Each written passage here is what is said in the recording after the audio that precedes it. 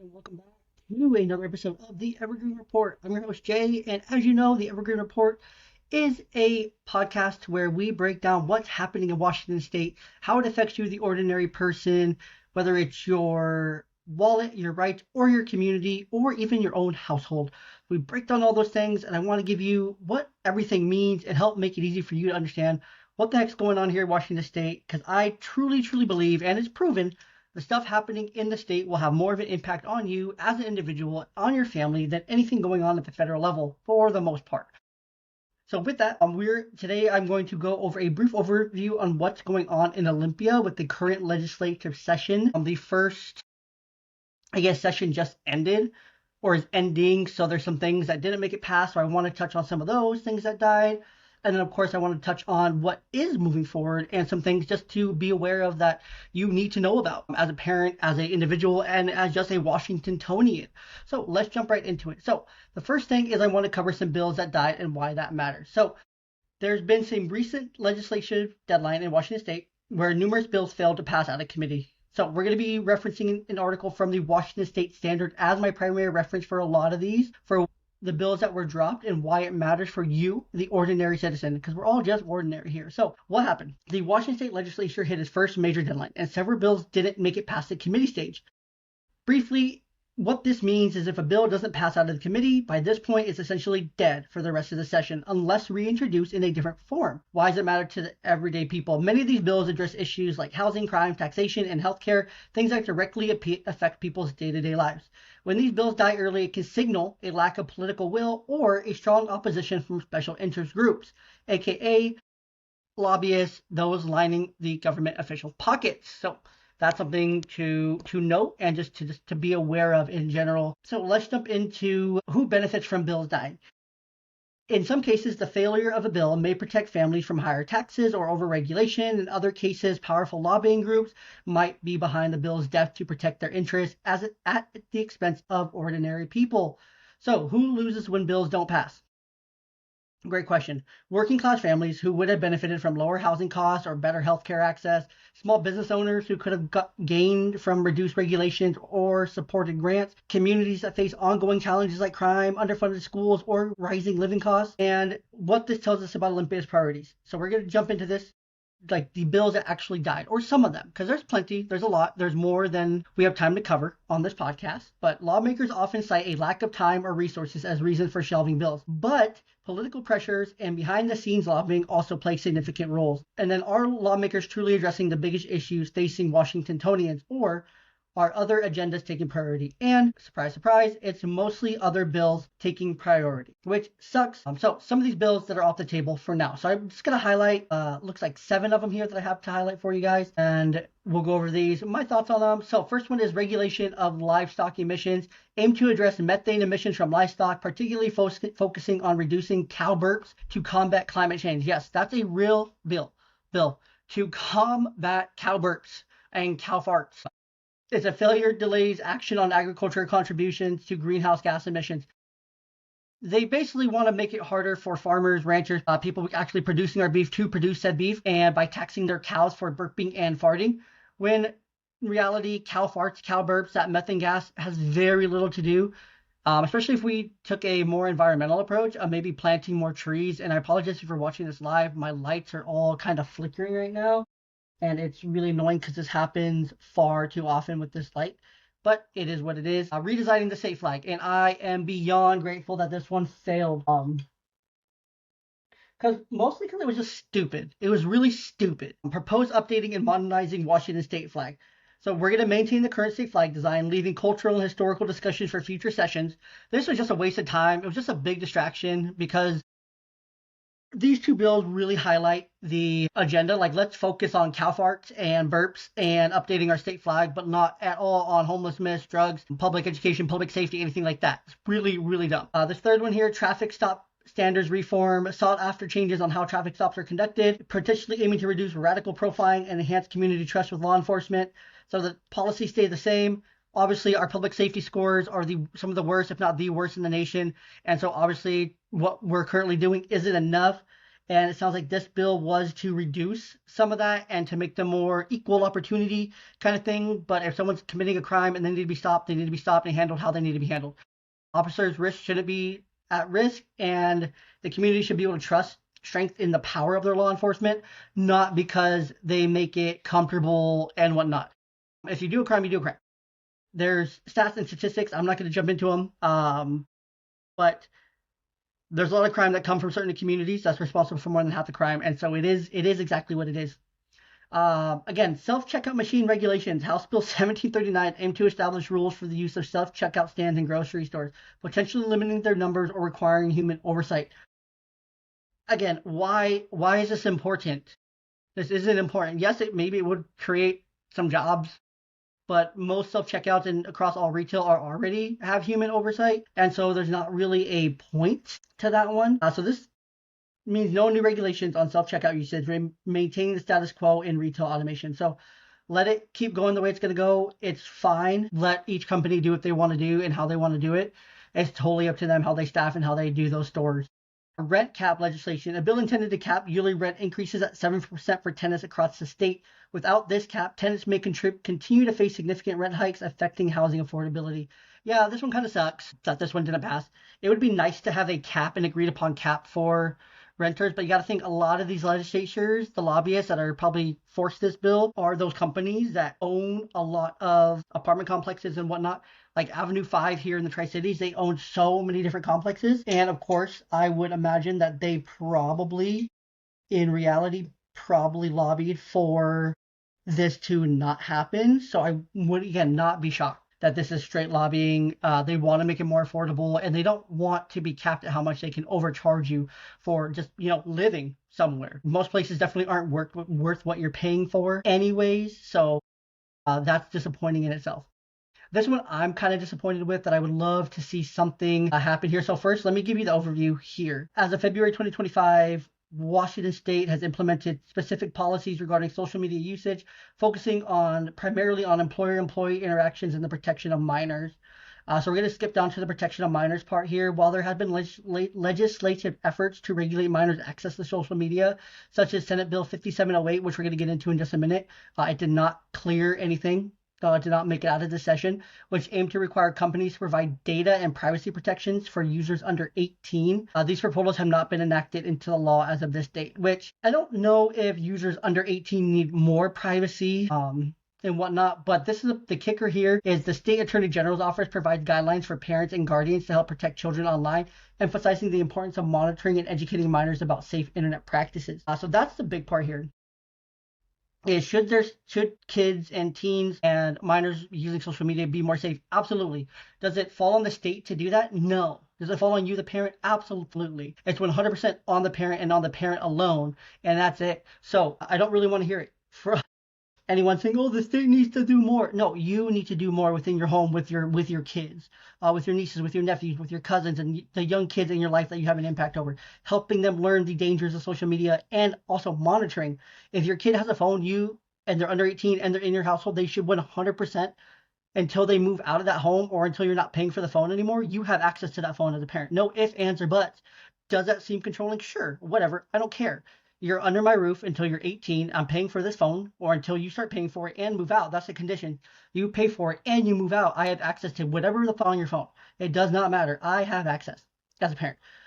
So propose placing responsibilities and restrictions on online companies and platforms that serve children and teenagers, potentially including age verification measures. I believe Meta is the only one that does this right now with Instagram, having teen accounts.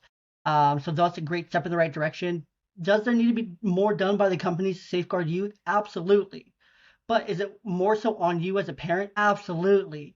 So don't be saying that it's the federal government or state governments to protect your kids online when it's 100% your job to have those conversations, those ongoing conversations, that monitoring of your kids' devices and what they're doing online at all times. No ifs, ands, or buts. This one, again, is one of those that is like kind of dumb because a lot of people use wood stoves to heat their homes. Especially here in Eastern Washington, they're very popular. Senate Bill 5174 aimed to update the state's air quality standards concerning wood stoves, potentially requiring newer, cleaner models to reduce pollution. The bill's failure maintains current regulations, possibly prolonging air quality issues related to older wood stoves. I mean, wood stoves, they all burn the same pellets anyways. Some of them are older. Maybe they're producing a different kind of smoke or whatever. I don't know. I'm not super educated on this, but again, it doesn't seem like it's anything too much to worry about. Let me see here. Let me double check that there's no other bills that are worth noting that didn't make it out of the current legislative session. If you have a speech impediment and you're trying to say legislative session, let's see. No, these are just ones that are current. Okay, so we're gonna skip. We're gonna go back over here to here. See, my screen got a little bit bright. I'm switching between docs here. So pretty much to close this out, while these bills are all off the table for now, there's still a lot of play this session that could affect your wallet, your family, and your future. That's why it's crucial to stay informed about what moving forward and what exactly that's exactly what we're diving into next. So we're gonna deep dive into some of these active bills that are still up and going. So I'm actually going to split my screen here because I want to be able to look at you and not be looking to the side the whole time while I'm recording here. So first and foremost, the first one we're going to get into is House Bill 1310, Special Education Funding. So this bill aims to address the funding mechanisms for special education in Washington State. This bill seeks to modify existing financial structures to ensure the school districts receive adequate resources to support students with special needs. Yeah, this is a good bill. I would be in favor of this. Again, it will let me levies and stuff for your local school district, more than likely. It always means levies for your local school district. Impact on normal people, so enhanced support for students. By increasing funding, schools can provide better services, IEPs, individualized education plans, and resources tailored to students with disabilities, leading to improved educational outcomes. I work with a lot of families that have a special needs youth, and there's quite simply isn't enough resources, especially for how many kids have autism and they need specialized programs. We need special teachers, we need special paras and all that stuff that needs special training, and we just don't have enough of it. It's really difficult and it's really unfortunate because there's just not enough of it to go around. Financial relief for families. Adequate school funding can reduce the out-of-pocket expenses family incurs for specialized services, therapies, or private schooling when public resources are insufficient. So having more resources in school is great, but again, just because families aren't directly paying for them, we all are indirectly paying for them through taxes and levies and things like that.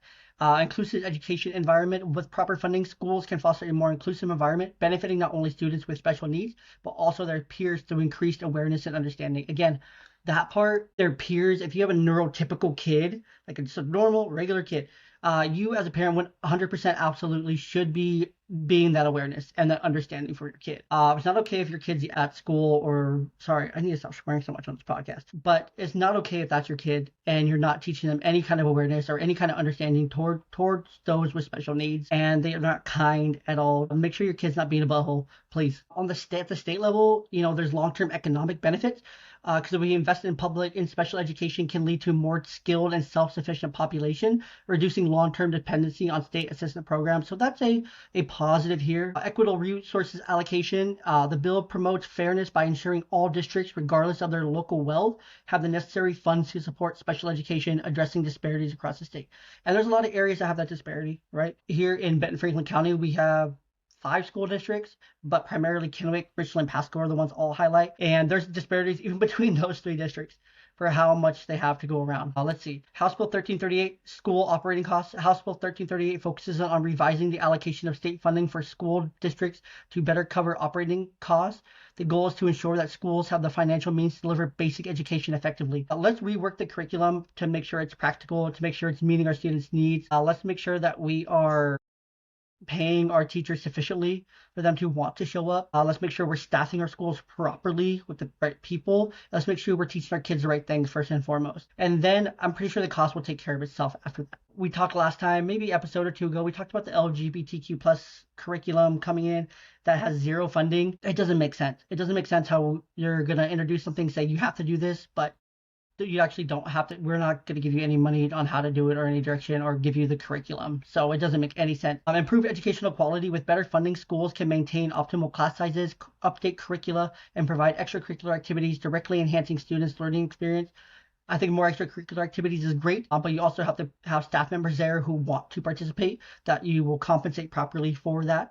Optimal class sizes will be great, but we also need to think about that in terms of the sizes of new schools that we're building, elementary, middle, and high school. And maybe possibly also, if we have schools that are too big, Well, guess what? Maybe we build a new school. Maybe we change the boundaries to fit the different kids in. Maybe one school doesn't have a lot. Neighboring schools both have a lot. Maybe we just need to rework the boundaries a little bit. There's some other things that can be done as well. Maybe it's not necessarily the operating costs. Well, operating costs are way too high. We have a lot of waste. We also have a lot of mismanagement from district to district.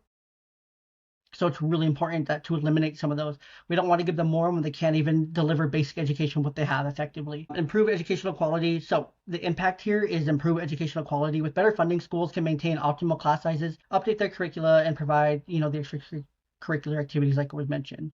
Reduce need for local levies. State-funded operating costs can lessen the reliance on local levies, potentially lowering local taxes and preventing disparities between affluent and less affluent communities. Again, levies, they're always going to be there. It's something that's going to continue to happen. Just if the money was actually properly allocated in the first place and used properly to begin with, that'd be great. Teacher retention and satisfaction. Adequate operating funds allow for competitive salaries and professional development.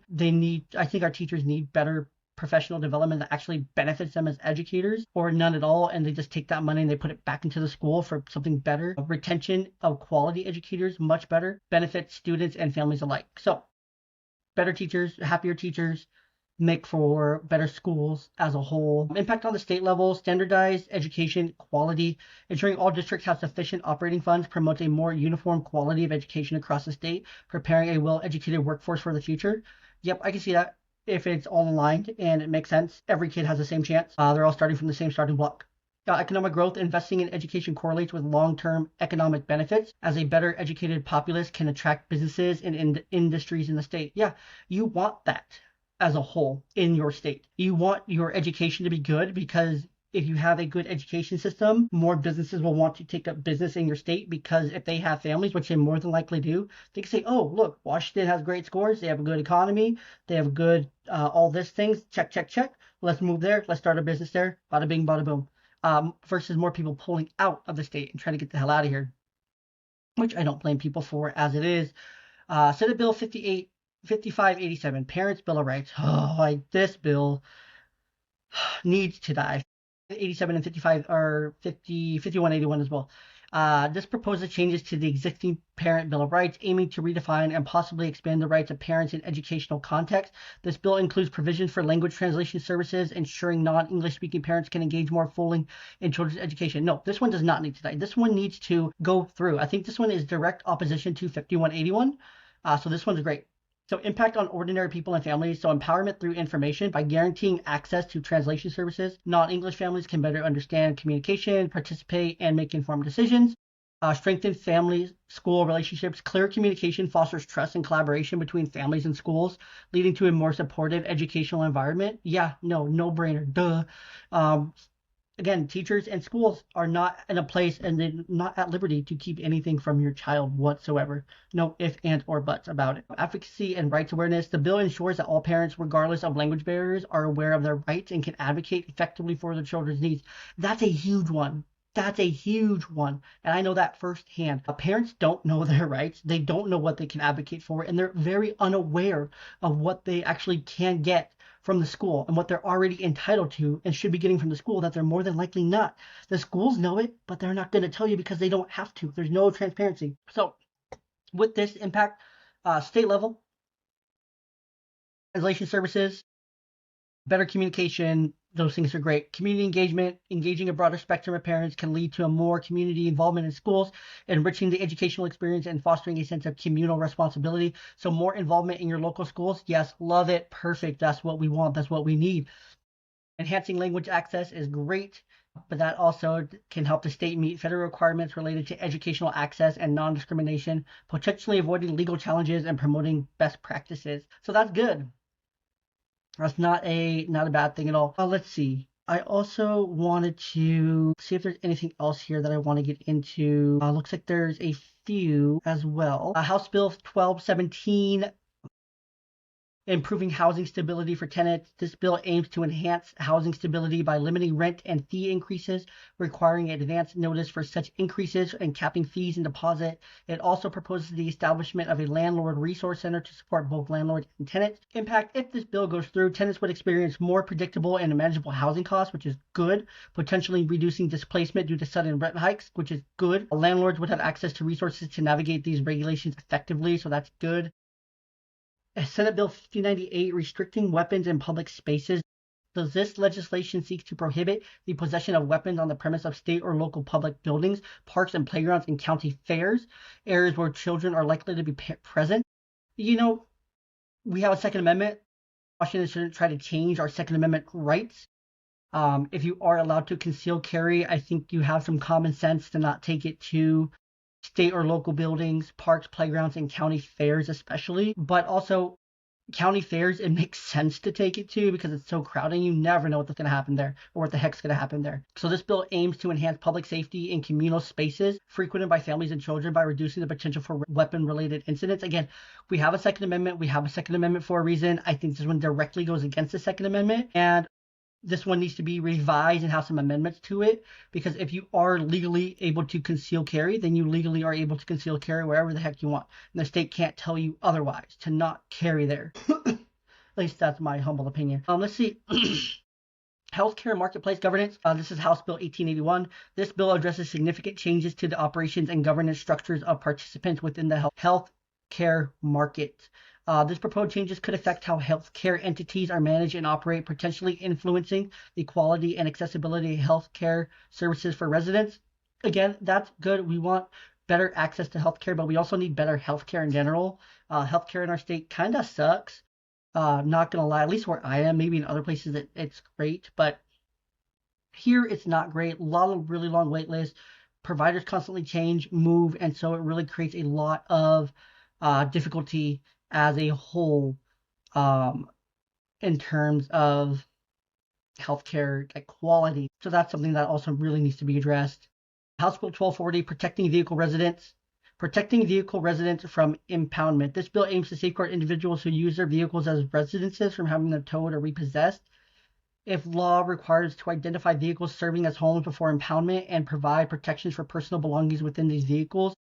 If passed, this legislation would offer critical protections for people experiencing homelessness, ensuring they do not lose their shelter due to impoundment, and would provide a grace period to reclaim their vehicles. I mean, this one I'm torn on. I never want to see someone living in their car and that's their only means of shelter and whatnot. But at the same time, you also can't predict when you're gonna lose your job, or if something like that happens. You know, God forbid. I really hope it doesn't happen to anyone. But at the same time, you also have to look at it from, and this may be my background in banking and working with car loans and overdue car loans and whatnot, but you agree to pay, and if it's not being paid, then, I mean, repossession is repossession. If it has to happen, it happens. It sucks.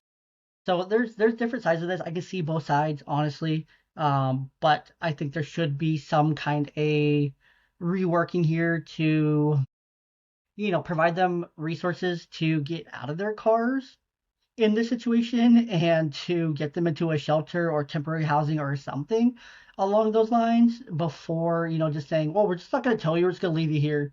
Let's not give you any services or anything instead. That would make more sense.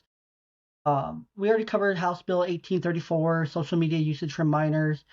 Oh, wait, this one's still going. Oh, I think this is the House Bill version.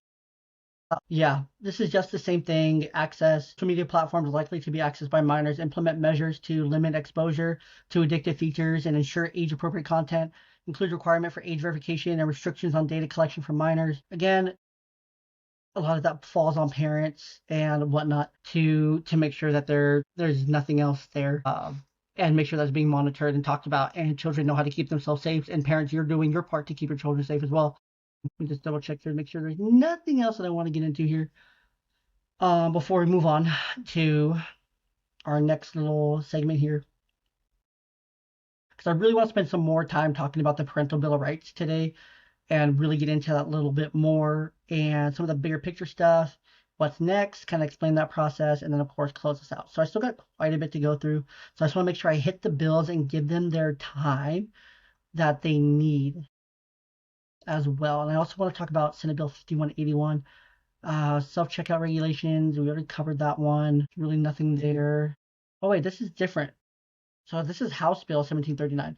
Regulate the use of self-checkout kiosks in grocery stores larger than 15,000 square feet, requiring at least one traditional checkout lane to be open whenever self-checkout kiosks are in operation, limiting customers to 15 items, self-checkout, restricting employees to monitoring no more than 2 self-checkout machines simultaneously.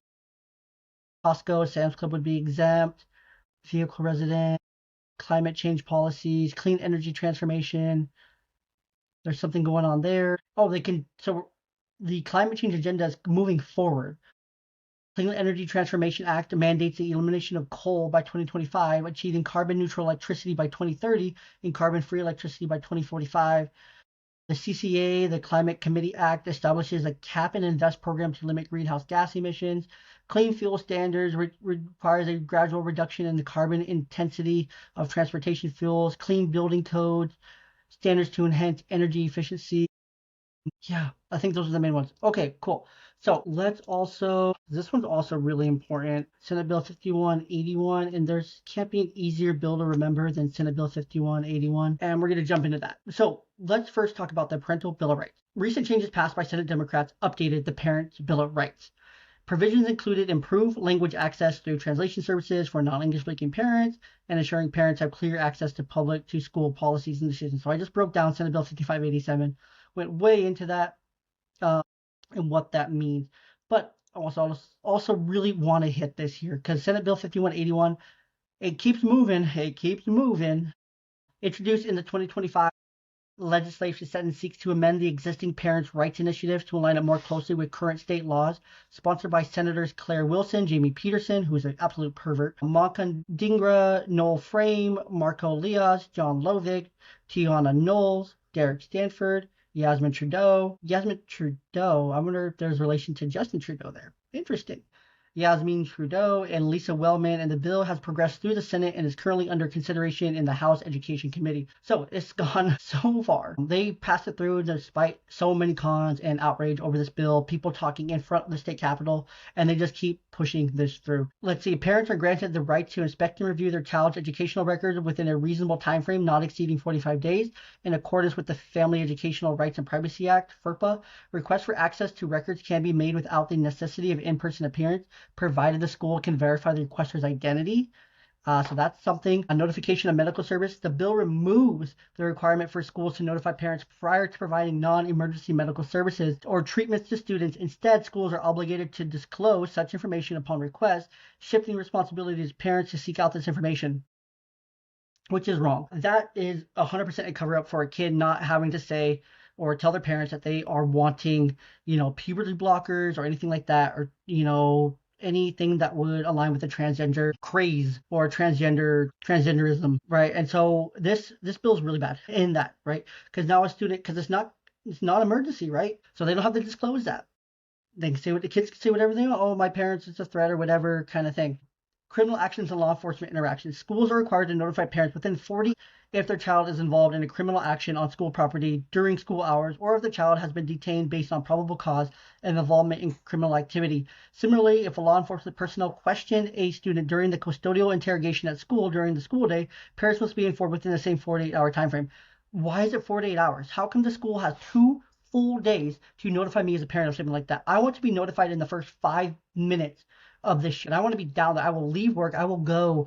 We need to be notified right away. You don't get to take 2 days to inform me of this. That's unacceptable. Removal from campus. This bill stipulates that parents have the right to prevent their child from being removed from school grounds during school hours without parental authorization, except in circumstances already outlined by state law, such as situations involving host homes, youth shelters, or child protective custody related to abuse or neglect allegations. So if your child, if I understand this right, involving host homes, youth shelter, or child protective custody related or abuse or neglect allegations. So if a child wants to get out of school and they say that it's because of abuse or neglect, then they can leave school. They'll be able to get out, and a parent can't stop that, right? So that's interesting, but I don't see any problem with that. Children shouldn't just be able to up and leave from school grounds during school day without parental authorization. And so, yeah, that one makes sense. Non-discrimination assurance. Parents are assured that their children will receive a public education and environment free from discrimination based on protected classes as defined by state law. I mean, that's fine. Opt-out provisions. Parents have the right to receive notice and the option to opt their child out of specific activities, including surveys or assignments that delve into personal topics such as sexual experiences, family beliefs, mental health issues, and other sensitive areas, aligning with the Federal Protections of Pupil Rights Amendment, PPRA. I've never seen anything like that. I have kids in elementary school. Maybe my kids are just too young for this, but I've never seen any like that come home to opt out. And so it really worries me. Let's see some of the controversies and some of the ongoing discussions here. So critics of SB 5181 argue that the bill undermines parental rights by eliminating the requirement for schools to proactively inform parents about non-emergency medical services provided to their children. This change places the onus on parents to inquire about such services, potentially leaving them unaware of significant medical interactions their children may have at school. Additionally, the inclusion of an emergency clause in the bill has raised concerns that will prevent voters from challenging the legislation through a referendum, thereby limiting public recourse. So that's scary, right? They have an emergency clause in this bill, so no matter what, they can get it through. No matter what, they can pass it. No ifs, ands, or buts. And that's really scary. Proponents contend that 5181 aims to harmonize the parents' rights initiative with existing laws, ensuring clarity and consistency in the application of parental rights within the educational system. No, parents are the key and primary stakeholders in their children's lives. No ifs, ands, or buts. The school, you as a government cannot take that away from me as a parent.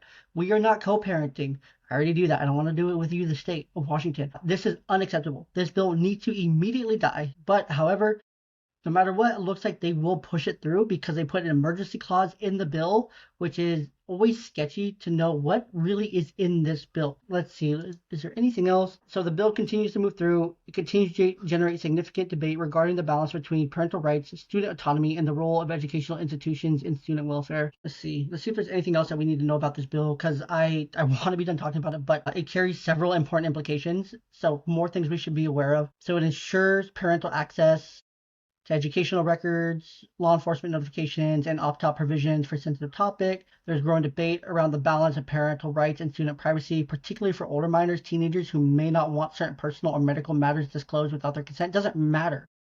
It doesn't matter. The worst law that we have in the state of Washington is saying a 13-year-old has the control over their health and medical care because they absolutely do not understand what they're doing. They don't understand how it works. They don't understand the system.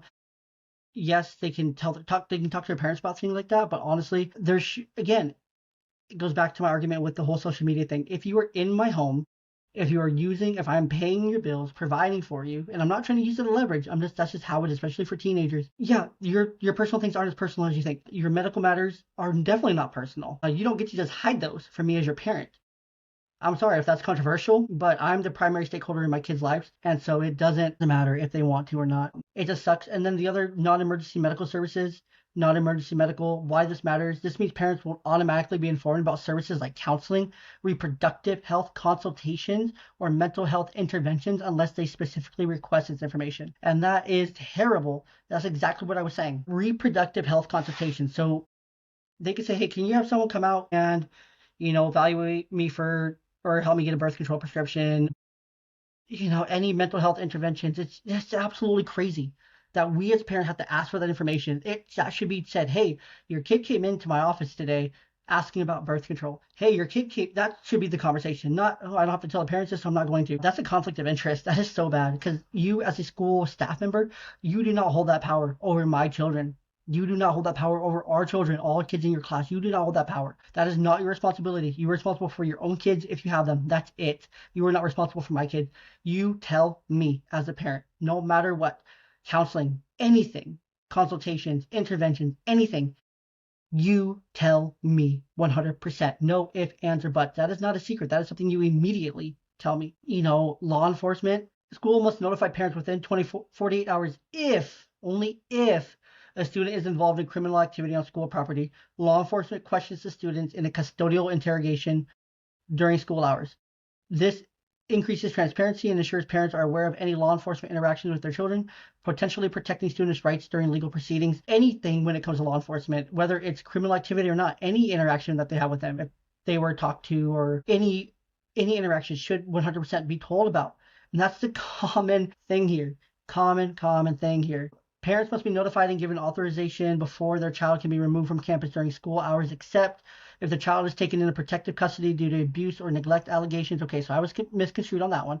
If a state allows for removal under emergency or safety circumstances, this provides peace of mind for parents by ensuring their involvement in significant decisions affecting their child's safety. Opt-out one's pretty simple. That one aligns. I'm okay with that one. Non-discrimination clause. I'm okay with that one. Controversies and concerns. So a few more of these are: opponents argue that increased parental oversight may infringe on older minors' ability to make confidential medical and mental health decisions. Who cares? My older minors, they still need their parental involvement, because who's going to take them to their appointments? Who's going to help them get the prescriptions? Who's going to help them do all this? Who is going to be their main support? Not the school. Absolutely not. Not the government. Absolutely not. This is unacceptable. That stuff should not be confidential. Should not be confidential. The emergency clause in this one is really scary. Would prevent voters from challenging the bill through a referendum. So even if this passes and all this goes through, we can't challenge it. This undermines public input and prevents a democratic review process. They say that it would negatively impact LGBTQ plus students or those facing mental health challenges, especially if parents opt their children out of supportive programs or discussions they need. Let me tell you, let me have those conversations with my kids at home before you try to indoctrinate my children at the state level. I want to have this conversation with my kids before you do. You do not get to have those conversations with my kids before I do. There is no ifs, ands, or buts about that. When it comes to these surveys or anything about sexual experiences, family values, political belief, mental health issues, and more, I get to decide what I want my kids to learn. I get to have those conversations first with my kids, and parents, if you haven't already started, start now. The state does not get to say, oh, it's because of the LGBTQ plus kids. No. They want to have those conversations with our kids before we do, so that they can teach them what they want to teach them and not us. So parents, start now. Absolutely start. This is what it looks like right now, is that since we have a non-democratic process going on with a lot of these bills, there's an emergency clause in them. Parents, you have to stay informed about your rights and understand how schools are implementing the new changes. Go and be active in your local communities. Go and be active at school board levels. Go and be active in all those things. Educators, be prepared for changes in how you communicate with parents and manage sensitive student matters, because you should absolutely be speaking out against this, and you should be telling parents everything. No secrets from parents. You as a teacher, as an educator, do not get to keep those secrets about our kids from us parents. It's not your job. It's not your place. The state can't make it your place. That's unacceptable. That's not ethical. That's not moral. I'm not going to keep secrets from you about your kids. So why are you going to keep secrets from me about mine? Voters, engage with the local representatives and if you have concerns about the bill's provisions and implications. Again, I will do my best to post a link to where you can go so that you can oppose this and you can speak out against this as well. All right, let's go down here. So the bigger picture, what this legislature says about Washington state politics. So let me rephrase that, because that did not come out smooth. What this legislative session says about Washington politics. So shifting priorities, the focus on education and parental rights shows that lawmakers are prioritizing issues that directly affect families and local communities. The failure of some bills reflects tensions between different political factions and priorities. I don't know if I agree or disagree with that. Equity and efficiency, there's a clear struggle between creating equitable access and the state's ability to fund and implement these changes effectively. Taxpayer concerns versus the need for social investment. This also can highlight broader societal trends. Washington's political landscape mirrors broader national debates about education, parental rights, and state-level governance. We have been in the national media far too much. I don't think any other state has been in the national media as much as us, because we have, bills trying to go through to make crimes against children less. We have the transportation tax for miles. We have Jamie, whatever his name is, that pedo Jamie, saying that if a girl is 13 years old or older to have sex, it can make her own choice to have an abortion or not without parental involvement. Like, that's crazy. So we have a lot of corruptness and a lot of just concern here at the state level. So it mirrors broader national debates about education, parental rights, and state level governance. Are these changes addressing the real needs of ordinary people, or are they more about political posturing? And the answer, 100%, is political posturing. They don't actually care. They never will care. They never have cared. It's going to take a lot of grassroots operations to get the right people like myself, people like you, if you feel called to do so, to get into politics at the local level so we can actually reform our state and take it back. It's the only way.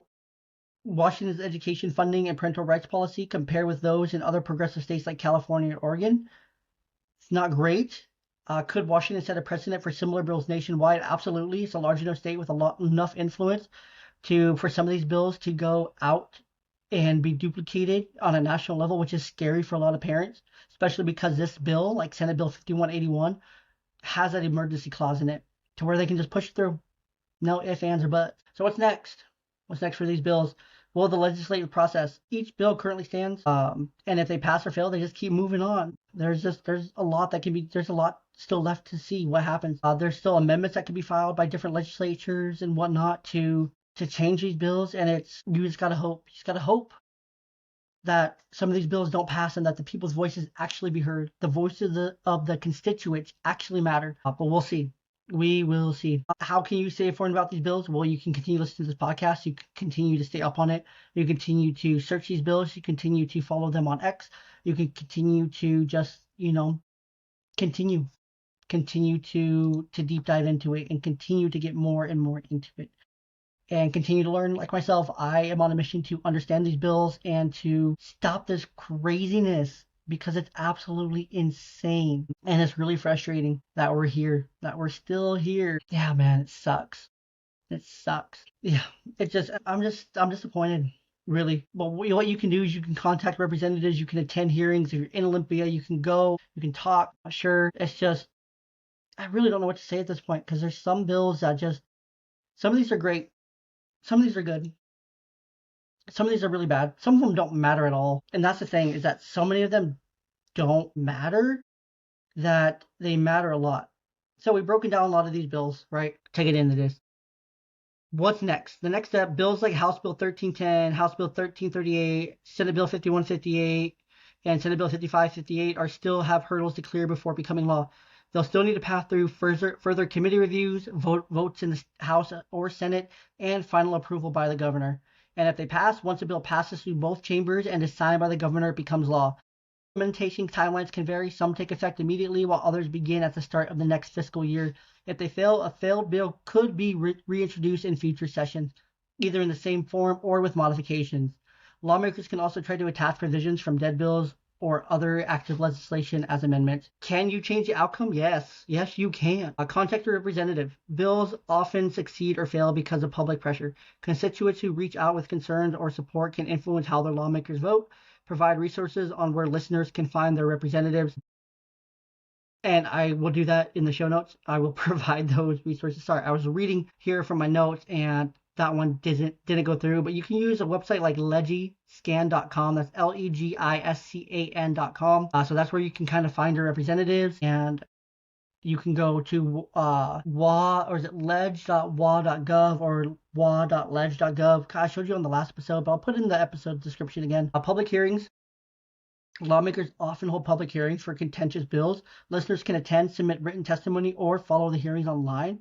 And you can watch for amendments. I encourage you guys all to stay up to date because amendments can significantly change the bill's purpose or effects. There's amendments going through all the time. And you want to stay up on those. I don't really think there's anything new. These are just the ones that I really want to focus on because they're important to the ordinary person. Let me double check here. That's kink in my neck. Okay, so there are some things that are ahead and on the policy landscape. So here are some things to watch.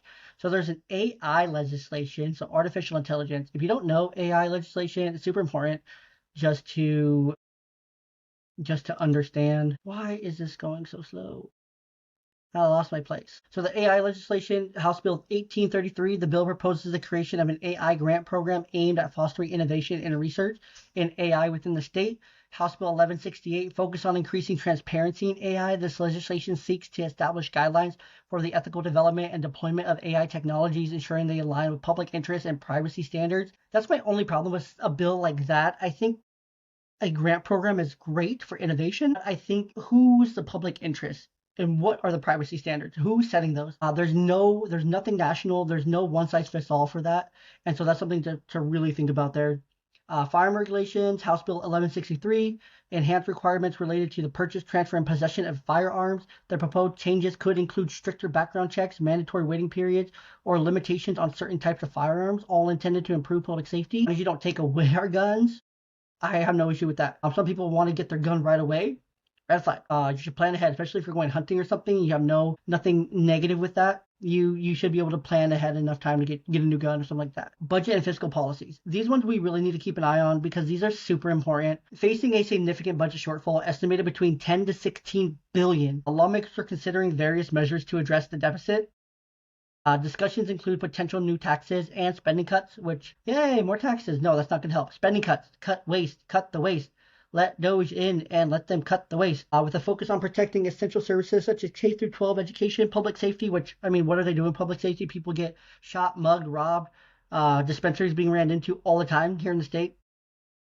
It doesn't matter. Transportation infrastructure, I'm pretty sure the light rail is still under development for the last 20 years now, so I have not much hope there. Where's the money going? Governor Bob Ferguson has emphasized the need for bipartisan collaboration to navigate the fiscal challenges ahead. Why not just put an emergency clause in everything and you can pass whatever you want, Bob? I'm not a fan of Bob Ferguson at all. Housing initiatives. In response to the ongoing housing crisis, the legislature is evaluating bills aimed at increasing affordable housing availability, implementing rent control measures. These include capping annual rent increases, providing incentives for the development of low-income housing. These efforts seek to alleviate the financial burden on renters and address homelessness across the state. Okay, but what about those that aren't low income? What about those that are in the middle, middle class, to be able to help them out? Not everyone is low income, even though it's pretty damn close, no matter where you're working, how much you're making at this point. Law enforcement funding. To combat the shortage of law enforcement officers, legislation being considered to fund recruitment and retention programs. How about better training? How about better public safety policies to begin with? How about letting police do their job? They propose a budget that allocates $100 million biannually to increase the number of officers, aiming to enhance public safety and community trust. And I don't know what that is, how often that is, honestly. I've never seen that before, which is really weird. I'm going to look that up real quick. How long is biennially? Every 2 years, or that lasts or continues for 2 years. So every 2 years, okay.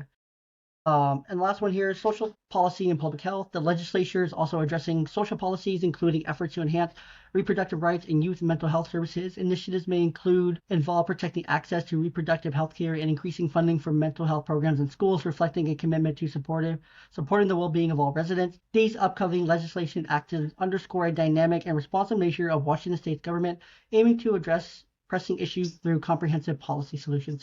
There's a lot going on. There's a lot on the horizon. There's a lot that hasn't made it out yet. There's a lot that's failed. There's a lot that's going to continue to keep going through. So it's important just to stay aware and stay up on everything and don't sleep on a lot of this stuff. Why all this stuff matters? Why this matters for every Washingtonian? Well, knowledge is power, 100%.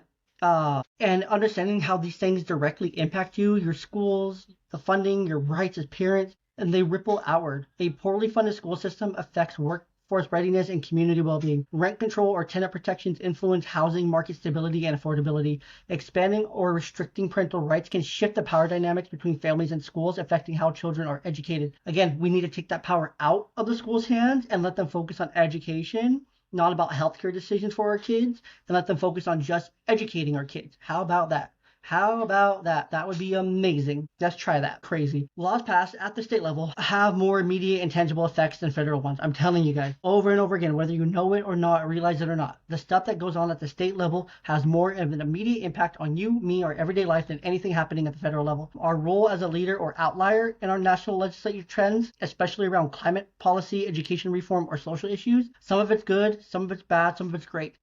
But making life harder for anyone is not great in any way, shape, or form. Farmers, on the average person, on your transportation costs, on your taxes that you already paid absurd amount for, or anything like that. None of that's okay. None of that's okay. Why make life harder? You guys, government should making our lives easier in some way, shape, or form. Not making it more difficult, not putting our parents against the schools, not creating weird power dynamics. Let people do the jobs they signed up for. Let educators educate. Let parents parent. That simple. Let the hardworking average person work hard and earn an affordable life. Let those who are in charge of cleaning up the homelessness crisis, let them actually work. Fund the right organizations that actually help with this problem. Actually help the problem, not just make life harder for everybody else and say you're helping the problem when you're not.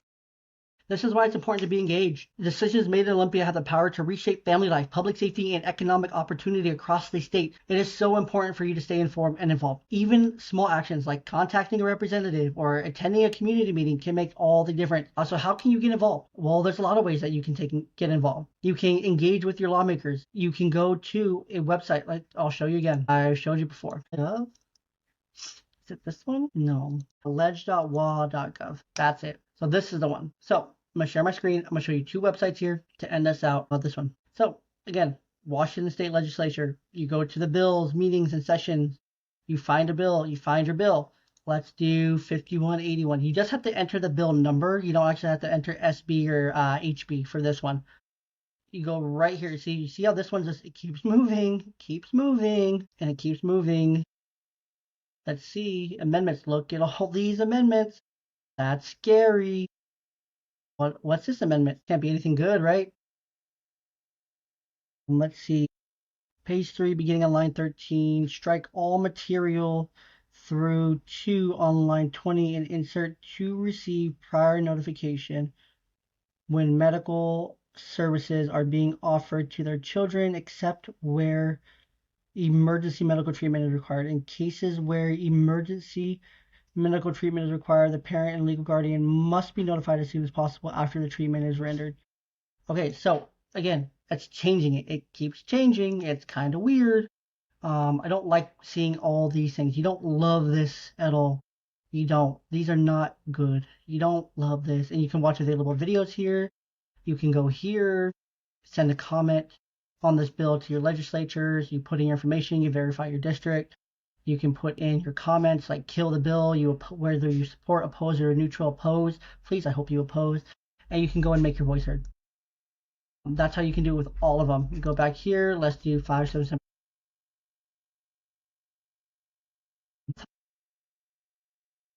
5587. Right here. You can send a comment. You can sign up to testify because it's in committee here. So it's still working its way through. You can see a bill that has no amendments. We like that. We like when there's no amendment. This is the affordable one. Which one is? Maybe this one got changed to something else. Anyways, that's how you do that. And then if you go over here, if you share this tab, so this is the Ledge scan. So bringing people to the process. I absolutely love this website. Hashtag not a sponsor. But this shows you everything that's going on. These are the bills active. These are active bills currently going on. These are the top sponsors in the state, the committees, the Senate committees, the most viewed bills in the state. So ones that everybody's looking at. Most monitored bills. We didn't even talk about House Bill 1030. We'll have to do that on another podcast. Or any of these. We didn't get into any of these yet. There's probably a lot here that we can get into. See, there's so many bills in the sessions, introduced, completed, whatnot. So these are just, just things to know. So they've already introduced 1,874 bills. Half of what they introduced more than half of what they introduced in all of last year. They completed 1,051 bills last year. That's crazy. So they got a third of those bills across the finish line. Who knows what they were? Who knows how they affect the average person? I sure don't. I didn't even hear about half these bills. We probably didn't vote on 90% of those, if not 99% of them. But these are two great websites, so please go and check these two websites, legiscan.com/wa, and then, of course, we want to go to ledge.wa.gov and be able to find that as well. So, two very important things here. So, that's something you can do.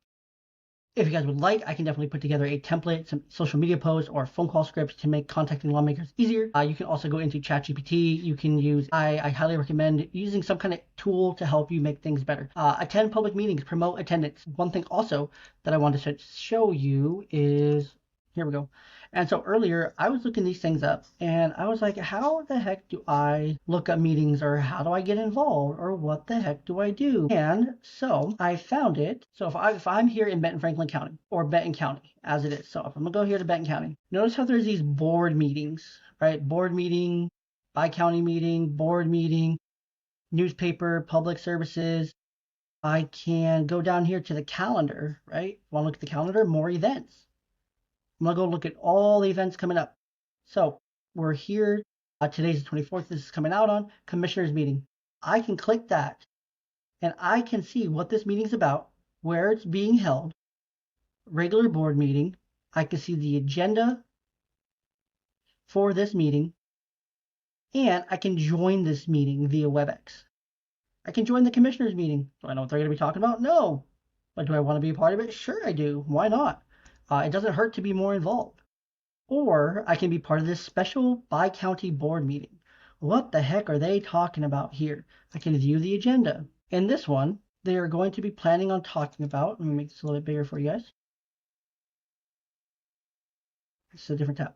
So this is what they're going to be talking about in this one, right? They're going to be talking about the Horsehaven Hills Wind Solar Farm Project. They're going to be talking about the solar farm project, Port of Kennewick, Fairgrounds, transfer to the Benton County Fairgrounds,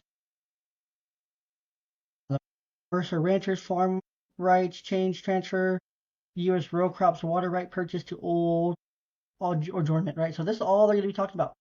And you can, it tells you where this is happening. So this is happening at the admin building in Kennewick, the commissioner's hearing room. And I can go, I can attend, I can be a part of that. Can't stop me. I'm allowed to be there. And so this is so cool because it helps you know when these things are happening and where they're happening so that you can go and attend. It doesn't hurt for you to go and attend a couple of these. Special bi-county meeting, that was really interesting because it affects multiple counties. This meeting is provided in person by video live broadcast and telephonically via WebEx. So you can go in person if you have the time.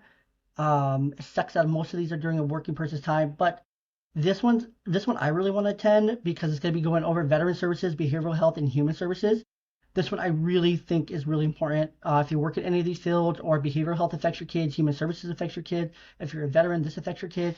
This one I plan to attend and then take some detailed notes and then report back on. So this will probably be something I talk about heavily in Wednesday's episode. I think I'm going to try to hit this podcast 3 times a week just to see what happens. Excuse me. So that's how some ways that you can get involved. That's how you can look up some things. You can get involved. So get involved. Follow updates through reputable sources, of course. Washington State Standard, Range Media, X, wherever you want to follow things. Share this podcast episode with friends and family, and then follow Evergreen Report over on X. Let me pull it up for you guys. So then that'll be easier for you guys to look at. Evergreen Report over on X. That's our main social media right now. I haven't gotten around to creating anything else. Just because I've been busy, and this is one hell of a project. Let's see, we're going to share this screen. Lovely. So, of course, got a nice picture of the Columbia River there, because I'm in the Tri-Cities. The Evergreen Report, and then the username is EVERGREENRPT. Had to get creative with the username there, but you can see a little bit about there, some tweets. Don't look at, I'm not verified, so of course I'm not going to get numbers, and I'm a new account. So yeah, all sorts of things I'm talking about reposting. I already have 122 posts. It's been like a week. But some really great accounts that you can go follow that I'm following as well. Join the conversation wherever you're at. I want you guys to engage with me. I want to know your thoughts on these bills, especially House Bill 1310, House Bill 5181, or anything else that I've talked about today. If you have questions about these bills or a specific bill that you want answered on the next podcast, reach out, shoot it. More than happy to answer those bills. Any questions that come in via X or anywhere else that you are able to send them to me at, great, send them. You can support the podcast by just sharing it, really. There's some grassroots coverage of Washington State politics, and I just want you guys to feel informed. I want the average person that lives here in Washington with me to feel like they're informed and they have some kind of power over their state, because we absolutely do. So, of course, I want to thank you guys all for your support. Your engagement keeps the podcast alive and amplifies our community voice, our voice as a community. So, again, thank you. I can't wait to talk to you guys a little bit more next time right here on the Evergreen Report.